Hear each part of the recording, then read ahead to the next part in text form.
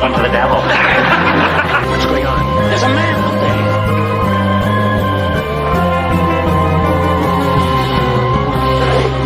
I thank you. Yeah.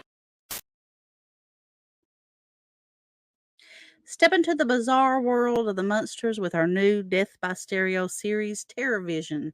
Join us this season as we explore our favorite episodes and immerse ourselves in the spooky adventures of this iconic family.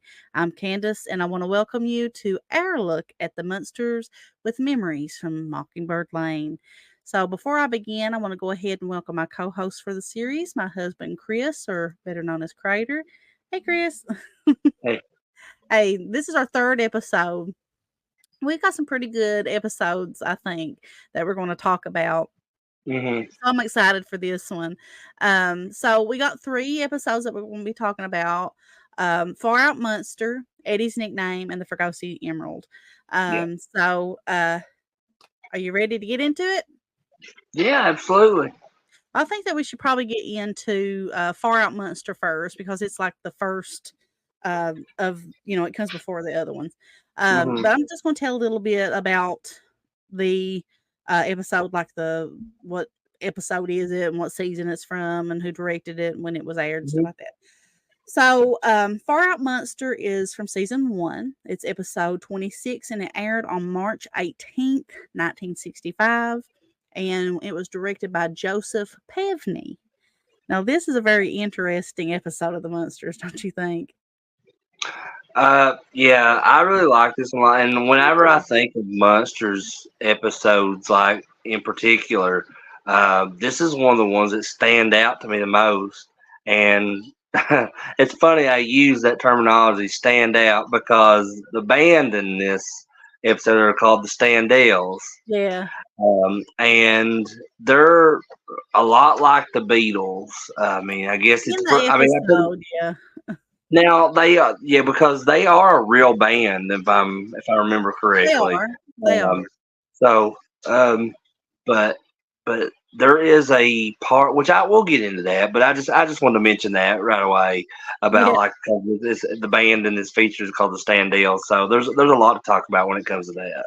Well, we can go ahead and get into the episode. We don't have to, give, because there's some people that's never seen the Munsters before. And, I know we've got talk a lot into detail with these episodes and stuff, but I know there's some people that's never seen these episodes before. So we'll kind of give a general feel for what the episode is. And then I'll let you go ahead and give like a description, I guess, of what the plot of the episode's about, and then we can talk about it. Okay. Well, the episode basically starts out like Eddie comes in and the family's in the living room, and you can see the phonograph there. It's kind of obvious that it's there. So whenever Eddie walks in, he's got a new record and he asks Herman if he could play it.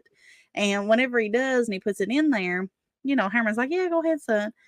But when he starts playing it, it's this like 60s, like garage rock, like Beatle-esque type pop rock. And according to Herman and everybody around, that's like the worst thing that they've ever heard. Yeah. And it just causes all kind of chaos and stuff. And I really like that. A lot of because that kind of sound was, this is 65. This is, when the Beatles are at the top, and everybody's wanting to be like the Beatles and the Stones and stuff like that. So, you're going to see a lot of these bands emulating that kind of sound and stuff. So whenever, a lot of the older generation hears this, it's kind of like, what is this sound? This isn't, my contemporary hit type of thing, my big band type stuff. So, I always thought that was funny whenever they just like everything starts going to crap whenever he starts playing that music. But Eddie, lets them know that, hey, that's the Standells, which we later find out. Which, if you know, the Standells are a real band. They are a band, and most people know them from their song "Dirty Water." I think that was probably their biggest hit. They wasn't anything that was, they was never to the level of the Stones or the Beatles or anything like that. But they, they had that "Dirty Water" song, which Do you know it, Chris? I don't actually. As far as like '60s music and stuff, I'm not like very like knowledgeable about that kind of stuff. I mean, I know that you are because that's what you one of your biggest preferences when it comes to music because the Yeah. Beatles is your band, you love the Rolling Mhm. Stones, but I know a lot of groups that came out of that era, like Yeah. Beach Boys and the Animals and Herman's Hermits and stuff like that. But as far as the Standells, no, I had actually never heard of them as a real band outside of the Munsters. Yeah. And I before I met you and you told me more about it and stuff, I always thought they were just a band that were made up for the show. Yeah. They are that Dirty Water song, if you heard it, I guarantee that you will recognize it. Well, yeah, that's very possible because a lot Yeah. of the time I'll know songs, but I won't know exactly like who sang them. So if you tell me like the name of a song or the person that wrote it or played it, I'll be like, I don't know. But if you let me hear it, I'm like, oh yeah, I've heard this song. So Yeah. it's very possible. I can't remember what sport. It seems like Boston. Like one of these sports teams uses it for their like anthem. Like So what sport? Like from I think Boston, like baseball. baseball, I think Red so. Sox. Probably. I may be wrong, and if I'm wrong, I stand, correct me, and I'll stand corrected. But just off of memory, I can't remember if I think it was Boston or Mm. I don't know. I probably should look it up. I probably could look it up and see. But anyway, as I'm looking it up,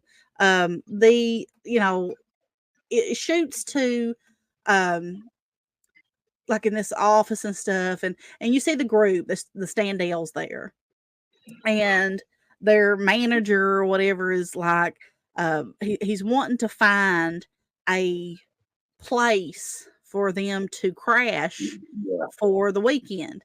But come to find out, they were put up in real nice places, but they crashed all, tore up, trashed all these places, Yeah. and costing them like $15,000 from the last places that they put them up in. So they're trying to find a place that they can't mess up, So some real estate agent or something, kind of let them know that the Munsters, here's this house, and so he's like, well, we can go ahead and see if we can get it. So when they try to go get the mansion, Marilyn um, opens the door and she's like, I'm not, they're not going to want to um, rent this place out. And I think she says something like, all I can remember as many years as we've lived here, only like 8 people have made it through the front door, made it past the front door or something like that.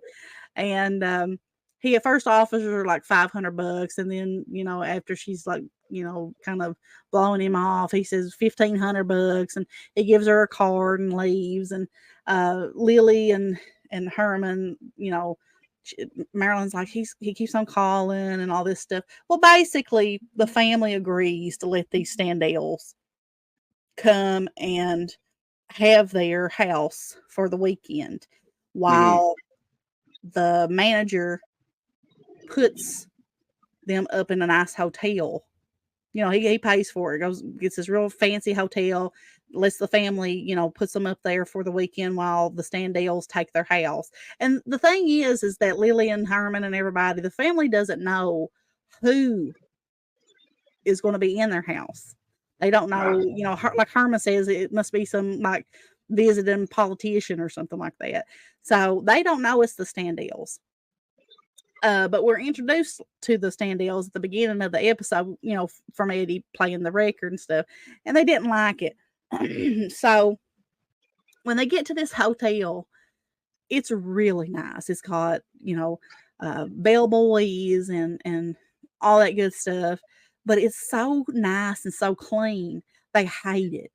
No dust anywhere. And I think like Lily makes a comment about how there is no dust. All that money spent to stay there and no dust in sight, and she just don't like it. And she ain't having it. So the Standells get to their mansion, 1313 Mockingbird Lane, and they just think it's like this far out place. They're playing the organ, and it's like throwing out dust, and they're hitting the back of the couch, and dust is rolling, and it's just they're picking the harp, and they're digging it, and they're wanting to have a party and throw a party. So they get on that and I guess invite their friends and stuff. Well, back at the hotel, the family's just not liking it there. So they want to go back home, and they just said, like, they've had enough of that hotel. So they just head back home. And when they get there, they walk into this party full of like beatnik type people. Hipsters. It's a bunch of hipsters is what it is. Hippies, I guess is what we should say. Hippies and like the beatnik types culture, because you got people doing like poetry and but the Standells are there, and they're singing a song, and it's called "Come On and Ringo." Now I don't know if this is a song that the Standells made. I don't think it was. It could have been something just made for that TV show, for the TV show. I mean, yeah, I don't know about that either, but part of me thinks that that's what it is, because I think that they were, trying to capitalize on like the Beatles' popularity, because and put that in there. Because they're in the beginning of their career here. They're not like huge, well known yet. That song, that Dirty Water song, hadn't come out yet. And I don't even know if the same guys, because I don't know much about them. I don't even know if the same guys who were in the episode were in the band whenever that Dirty Water song came out. But I've looked it up here, and I'm going to try to see about that Dirty Water song. Now I do know the keyboardist or the pianist, whatever you want to call him, for the Standells. I do remember reading up on them and saying he was the one that initially created the band. Oh, really? Okay. Okay, so it says here that Dirty Water is the anthem of several Boston sports teams, and is played following every Boston Red Sox and Boston Bruins home wins. Oh, okay. I knew that I had read that somewhere, but I could not remember. So it was Boston. So for you said for the Red Sox and the Bruins? Yes. Yeah. So the baseball and the hockey teams. Okay. Yeah. So I knew it was something like that, but I couldn't quite remember what it was. I thought it was baseball, but yeah, apparently the hockey team too. But when they walk in there, they're playing that "Come On and Ringo," and I'm just gonna be honest here, because that Dirty Water song is a good song. I like it. It's a hit from the 60s that I always love to hear. And I've listened to other songs by the Standells, and they sound good. I've even seen, because they would appear on other shows and stuff too. I think they was like appeared on like the Bing Crosby show and just other shows. They would make their appearance and stuff, and they sounded all right. But I don't know what it is about this episode, but to me, they don't sound good on there. I don't think these, because they do that "Come On and Ringo," and then they do a cover of "I Want to Hold Your Hand" by the Beatles, and it's like if you ordered the Beatles from Wish or something. It is like that, because like, if you, like I said, I was of the mindset that this band was made up for the show. That the first song they played was made up for the show, because when I seen this, I knew who the Beatles were, and I knew "I Want to Hold Your Hand," and then when they play that, I'm like, oh, okay, well that's obviously what's going on here. Is there like this rip off Beatles band? Yeah, I actually used clips from this episode in our commercial that I played before the episode began, where Herman is up there, because what happens is they're the family, because Eddie's like, that's the Standells, because he realizes who they are when they start singing that "I Want to Hold Your Hand," and the family is starting to get warmed up to, they start like liking them, and instead of hating them, so it ends up with Herman getting up there and he's doing this poetry. Poetry, Fuzzy mock Wuzzy was a poetry. bear, Yeah. and stuff like that. And then Lily gets up there and she picks the harp and she sings like this song, and I just love it. I think that it's a just a great episode, because after they leave, like their house is just like all torn to pieces. They've wrecked it, but they don't care because their house is already kind of wrecked anyway. Because I think back whenever that manager is sitting there looking at the house, they're like, nobody's going to be able to hurt that house, So just a great episode. It's fun. It's a fun episode. I think. It really is fun, and also they talked about Candace talked about Lily playing the harp in this, and she sings and that too. So it's really Don DeCarlo singing. So she gets to also she shows her acting abilities throughout all the episodes of the Munsters, but in this episode, she displays her singing ability too, and she was a really good singer. Now I don't know if that's really her playing that harp or not, but that is her singing. Yeah. And one other thing I did just want to mention before we kind of go on and close this up and move on to the next episode, but there towards the end, Eddie gets an autographed photo of the Standells, and so he brings it to him. Look, I got their autograph or whatever, and then it shows it, and it's just signed the Standells. So they didn't individually autograph this photo for Eddie. Just one of them just wrote the Standells, and that was the autograph that he got. I was like, well, Eddie got ripped off. It's like a generic autograph, yeah. I think it's so fun, though. I mean, just, me loving the Beatles and stuff like that anyway, and just getting to see that in the Munsters. I just love it. I always had a, just a little place in my heart for this episode, because I always just thought, like, how fun this is, Yeah, this is one of my favorite episodes, probably. Yeah, but a great episode, really great episode, and it's one of those. Well, they're all fun. All the Munsters episodes are fun. I mean, there's not really there's been moments where you can take, there's been heartfelt moments in the Munsters, but every episode is hilarious. I think. I mean, it's one of those shows that every episode hits. I don't have a single episode that I have a complaint about. That's why it's one of my favorite shows of all time. Do I like some over the others? Yeah. But, I love every episode. But anything else you want to say about this episode?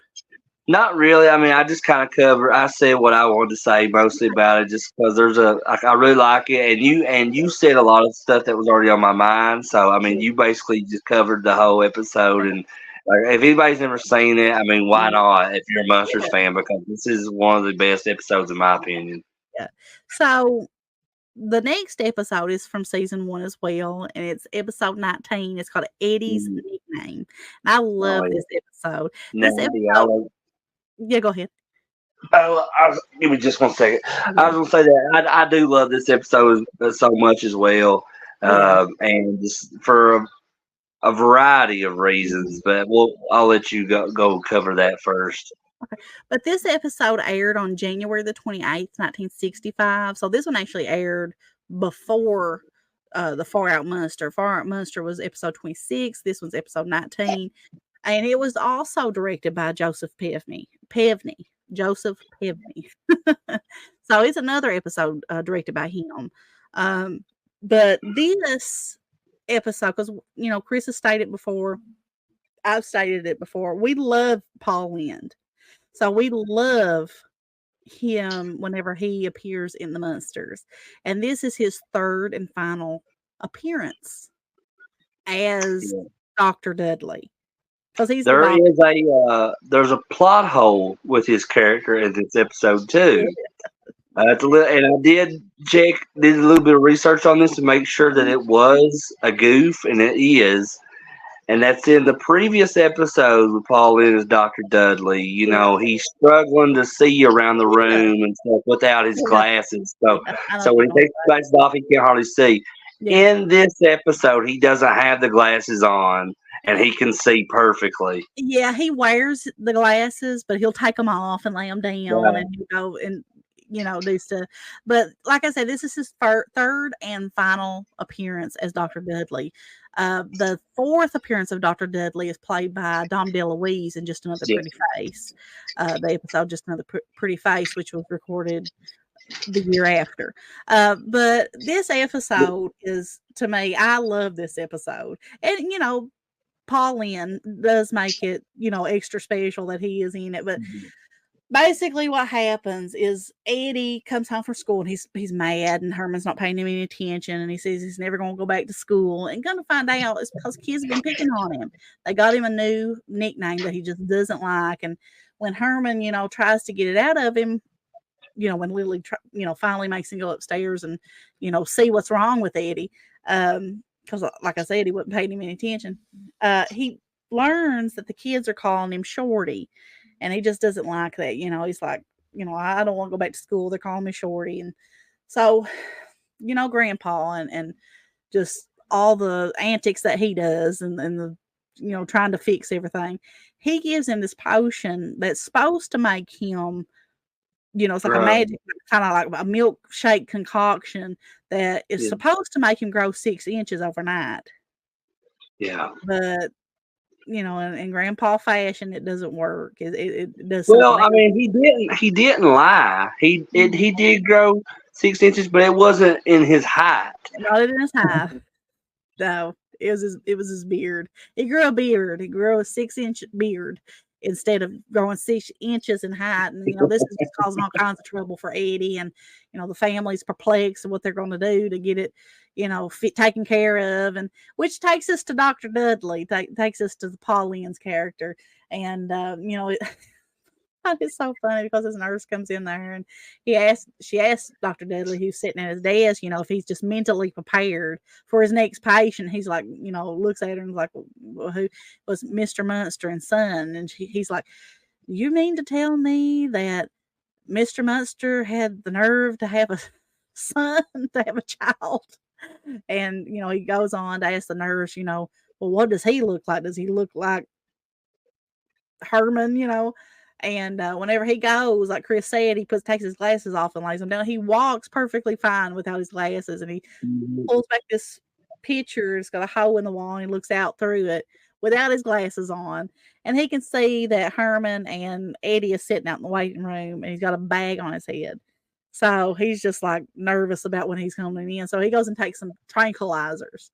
And whenever Herman and Eddie do enter the room, and he goes to lift the bag off of his head, he can see a part of a beard, and he just puts the bag back down on his head, goes takes some more tranquilizers, and he finally ends up taking the bag off of his head, just seeing that Eddie's got this full beard. And he's just like, there's nothing that he could do, just go and buy a lot of, what did he say? He go and buy some like shaving cream or something. Something like that. I can't remember. It's been a bit since I watched the episode. Yeah. But yeah, he says something to that effect. Yeah. Yeah, he said it's unknown to medical science why Eddie has this beard. Because when he learns that because he's wanting to know if he's had it since birth, and Herman was like, no. He told him that Grandpa gave him that magic milkshake, and that it caused the beard to grow overnight. And he was like, what did he say? I forget what he said, but it's like stock up on something. He tells him. I can't remember if it was like razors or it's something. It's something like that. But it's not worth looking into right now. but I wish I would remember what he said, because it was funny. I always loved the part whenever he says that. But anyway. Just Eddie is just let down because he's thinking he's going to have a beard for the rest of his life. And he finally realizes while he's eating his soup, Lily keeps on telling him, Eddie, don't get your beard in your soup, sit up straight, this and that. That the soup is what gets rid of the beard. He dips his beard on accident down into the soup, and it the beard like goes away. And the reason it did that is did Grandpa put something in that soup of Lily? No. I couldn't remember if that was what happened or not, but I just remembered that because I do remember they're sitting there, and then like his beard is down in that soup, and he pulls it out, and like it's like shaved off part of it. Yeah.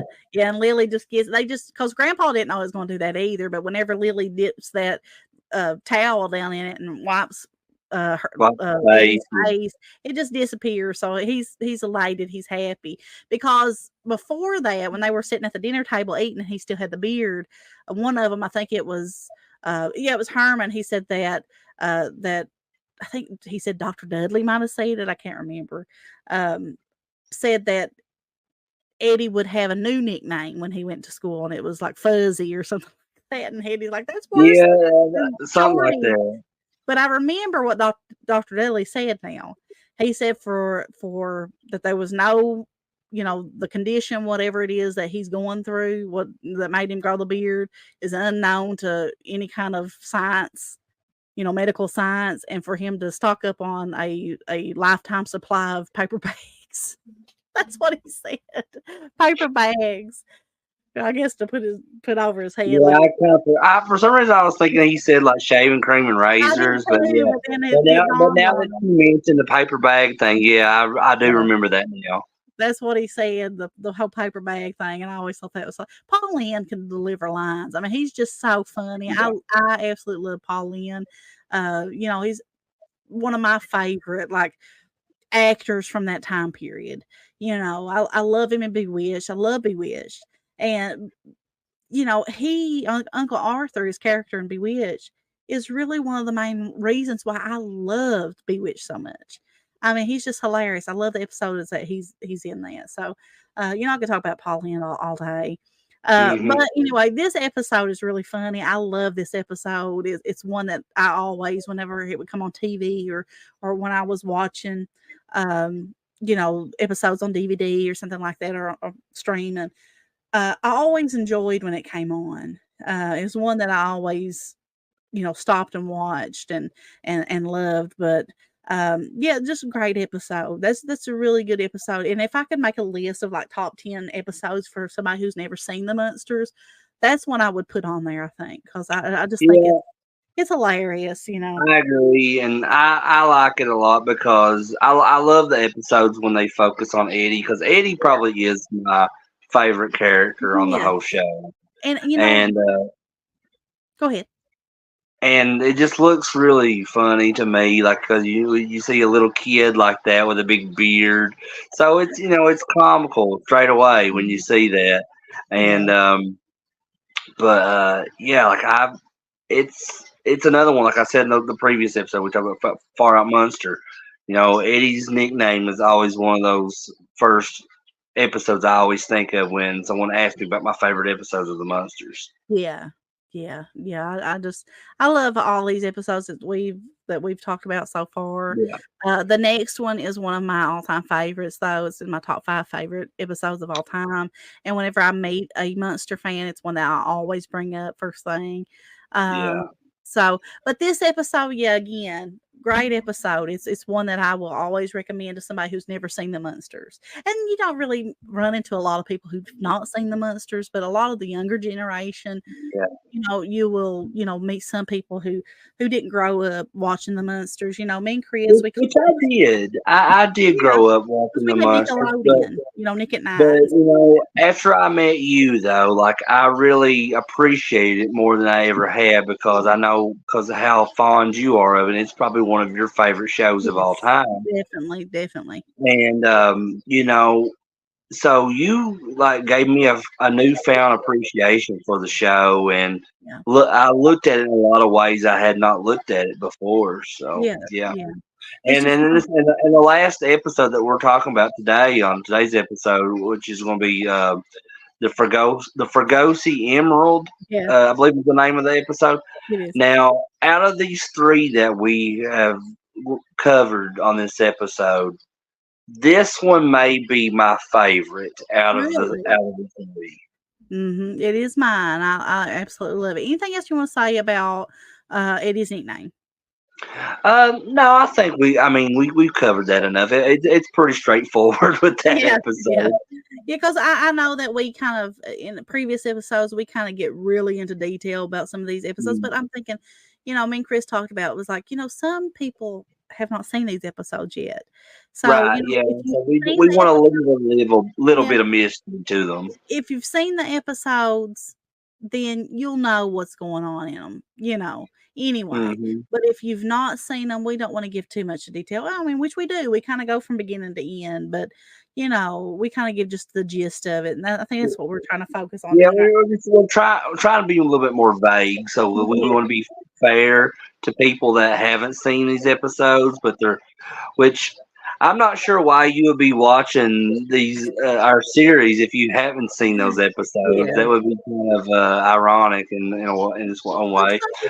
some people don't mind, knowing Yeah, about well, I guess things, that's also true. But I'm the type but of person who's like, I don't want nothing spoiled for me. yeah. Yeah, but the next episode, the Fergosi Emerald, is one of my all-time favorite episodes. I absolutely you know, from childhood, it was always one of my favorites. I don't know what it is about it, but I absolutely love it. There's just so much going on in this episode.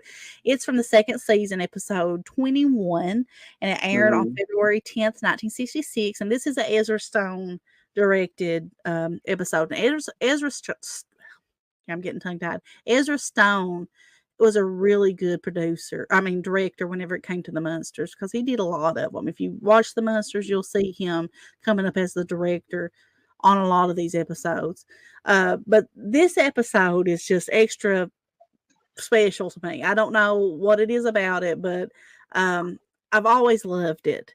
But it's go To ahead. me, it's like it's so. I think there's specialness to it because a lot of Munsters episodes will kind of center around one particular member of the family, Yeah, as what that show is. What that particular episode is about. Well, with this one, it kind of focuses on every member of the family, including Marilyn, because it kind of it kicks off it with does. it centering around the plot on Marilyn, but Yeah, it does. then it kind of just evolves with each member. Yeah. Not really all of them, but they're all kind of involved surrounding the situation here. Mhm. Yeah, because it starts out with Marilyn and her birthday, and Mm. all the grandpa gives her, like, a wallet made out of, I think tarantula fur or something like that, and Yeah, then, like, remember it's something Lil like that. Lily gives her, like a sow's ear purse, and, Hmm. Herman gives her a picture, and I always love this, and he makes you think it's money. 'Cause he says it's something that she could put in her wallet, and Lily's like, "Would that be money or money?" And when she opens it up, it's a Picture of him. picture of Herman, and she Yeah. loves it, but Lily's like, "Oh," and Grandpa's like, "That's the worst gift ever," but Marilyn, she appreciates it, and she loves her Mhm. uncle, so, she doesn't want to hurt his feelings, and she appreciates it. She's like, "Oh, that's the best picture that I've ever seen of you," and he's like, "I know, Herman."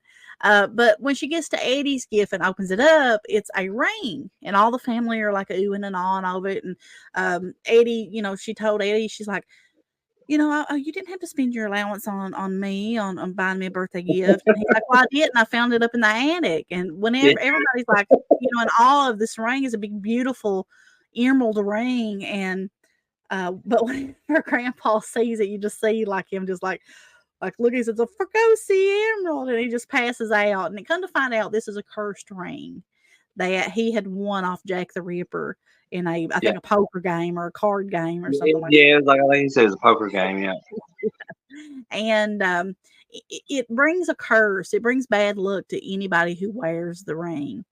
So Marilyn puts it on, and she goes out on a date.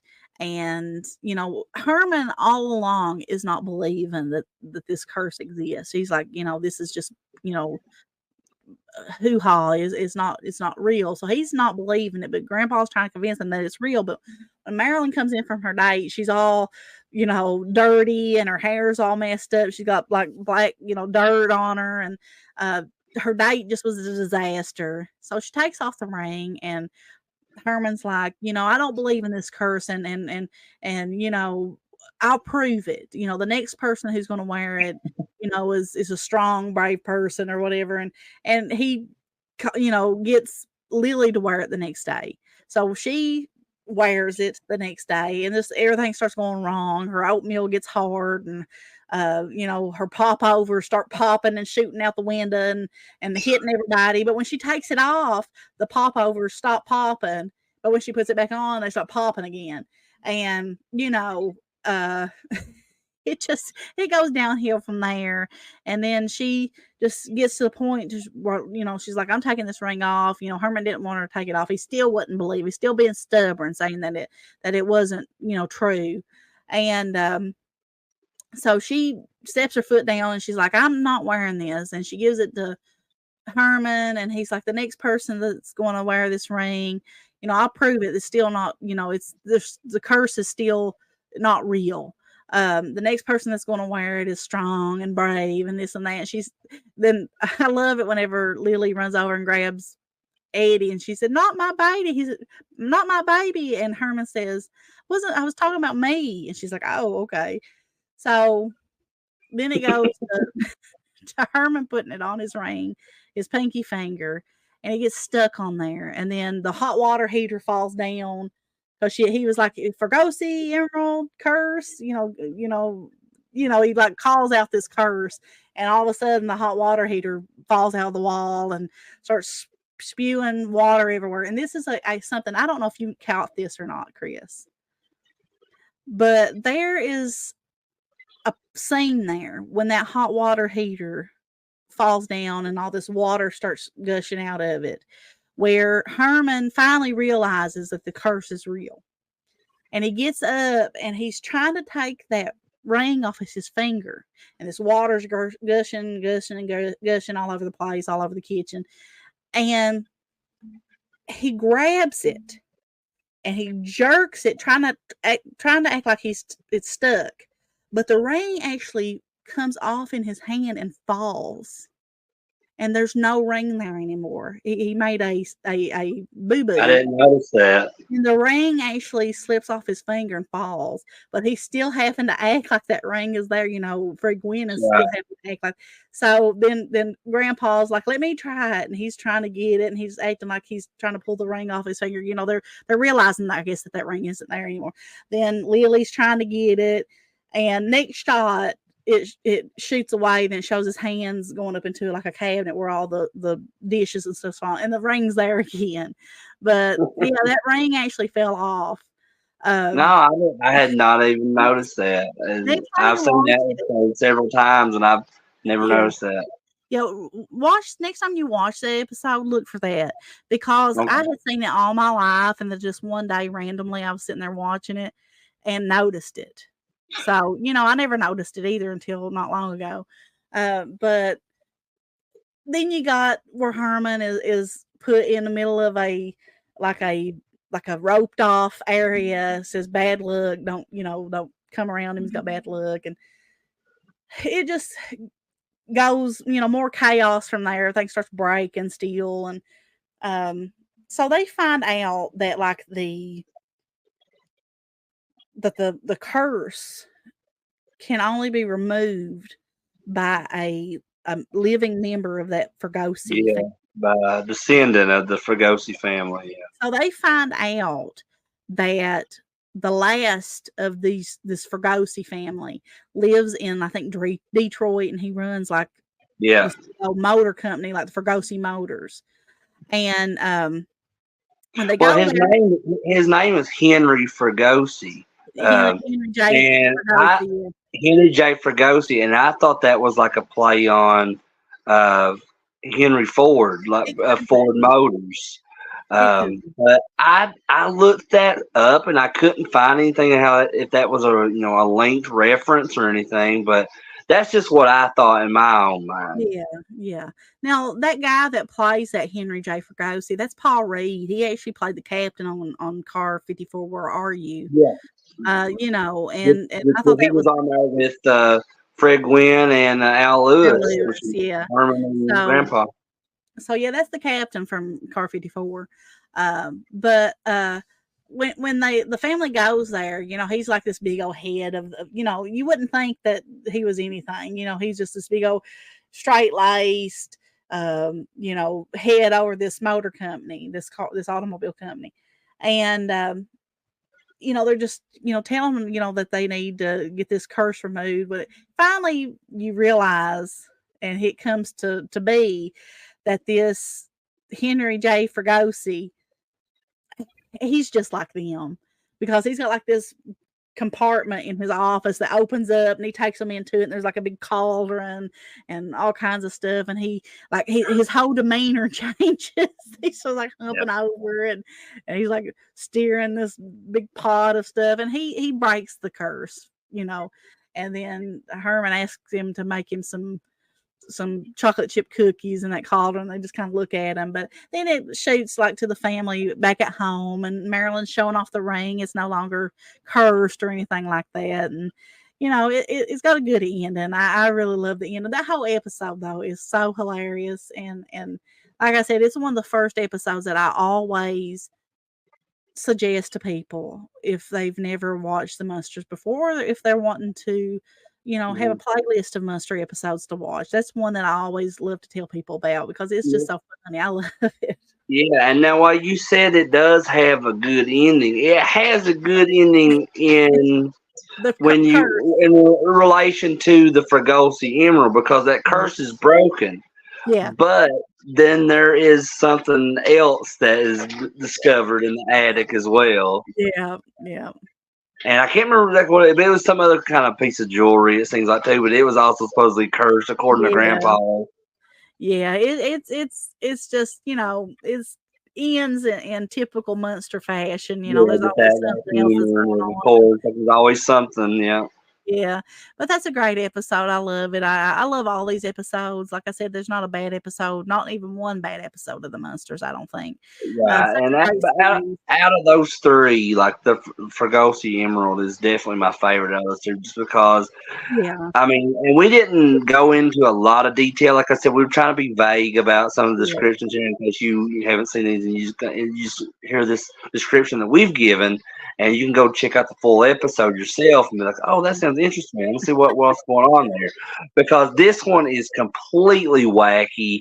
I mean, as far as like all the stuff that's going on, that's breaking, and they're having all this terrible luck, it's hilarious. This whole episode is hilarious. And you rarely see anything like in relation to Marilyn's character of getting into like hijinks and situations like that on the show. But in this one, it's funny. Like when she first has that ring and she goes on that date, she comes back and it looks like she's like fell in a mud puddle or something, and all this terrible stuff has been happening to her because of that ring. But it's just. You got to check it out if you've never seen it. It is absolutely hilarious and awesome. It's a great episode. All of these are great episodes. But, you know, I've had fun doing this one. And we just a little bit of insight here, what's coming up. Our next season, we have, I think, planned out what the next season's going to be. I'm not going to give that away yet, but I think it's going to give a variety. It's not going to be focused on one particular TV series. No, there's going to be a variety of things, but there is a particular theme surrounding it that we don't want to give away just yet. But it is. I think it's going to catch a lot of people's attention. I think so. It's a particular theme that relates all of these different episodes of different TV series. I think people are really going to like that, especially for what our channel focuses on. I think people's going to like it. I really do. So I'm excited about that. But yeah, I am too, and I think people's going to like it too. But I've really enjoyed this. We've already blabbed on enough, I think. So anything else that you want to say about the Munsters, about anything, Chris, before we get off of here? Well, I guess I could bring up one thing, and at the time of this recording, which would be, let's see, today I believe is the 30th of May. So last week, actually, some Munsters news came out. So they are in the process right now of rebooting the Munsters again, and it's supposedly going to be a lot different from Rob Zombie's version.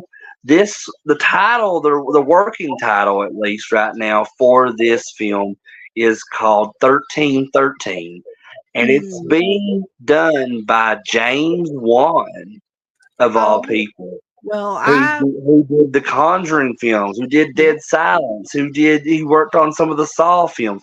I mean, so they are going for a darker tone here, it looks like, for this reboot of the Munsters.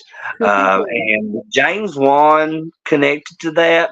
I'm already excited because I'm a huge James Wan fan.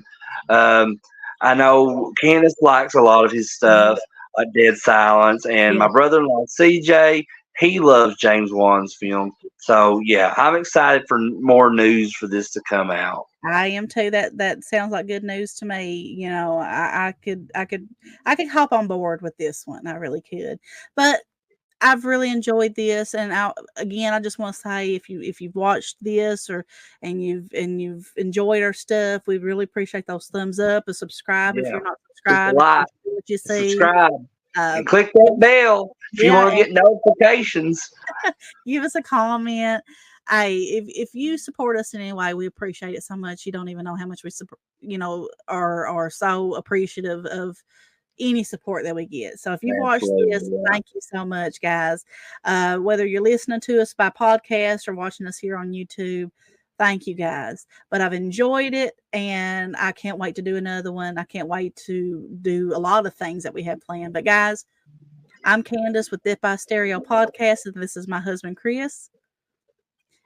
We'll see you later. Bye. Bye, everybody.